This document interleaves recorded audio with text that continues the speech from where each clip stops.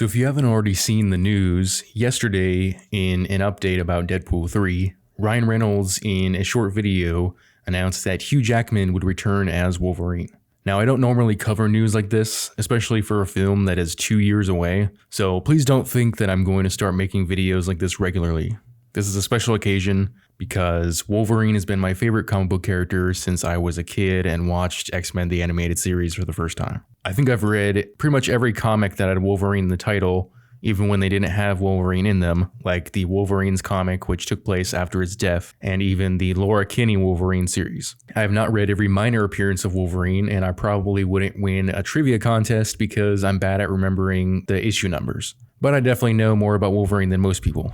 Now, was Hugh Jackman's portrayal of Wolverine perfect? Definitely not. He's at least a foot taller than Wolverine for starters, and his origin story movie was crap, but I also see Hugh Jackman as the definitive Wolverine, if only due to the longevity of his portrayal. But there are multiple questions I have about this film, and the answers could definitely make or break my enjoyment of said film. My first question, or rather set of questions, are: is this going to be a quick cameo or a Cable-level role in the film? Hugh Jackman has stated on multiple occasions that he was content with how he ended his time as Wolverine. It also seems unlikely that he'd be willing to get all muscled up again, so it could be a quick cameo where they put him in the Wolverine suit, one that's altered so that he doesn't have to really show any skin. Don't forget that this is the MCU, so this could easily be just a nostalgic bait and switch to get more money from Wolverine fans. The next set of questions I have, and probably the more important ones, is this going to be some sort of multiverse time travel Wolverine where the events don't really matter?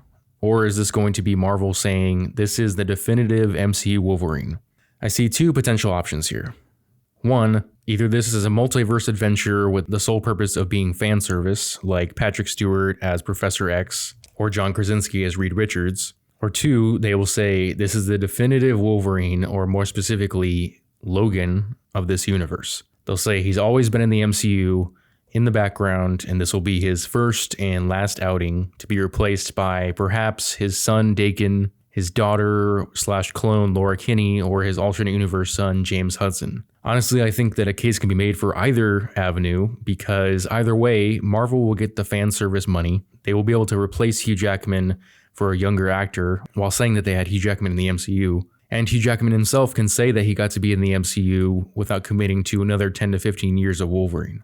And for those of us who liked Hugh Jackman as Wolverine, we have to ask ourselves the question, would we want Hugh Jackman with CGI muscles and costume just to have him as Wolverine for another 10 to 15 years? To me, the answer is maybe. It depends on what the alternative is. They could make him more comic book accurate by giving him the yellow and blue costume, as well as using CGI and camera tricks to make him shorter. And of course, you also have to factor in whether or not this will be a rated R film, as the last outing of Wolverine was rated R. Deadpool 1 and 2 were rated R. I believe the last word from Disney was that they will keep Deadpool rated R, but they could change that at any point in the next 2 years. Without a doubt, it's going to be bittersweet for Hugh Jackman Wolverine fans. Say what you will about the Fox X-Men universe, but I loved it. The movies were far from perfect, but I think some things they did better than the MCU.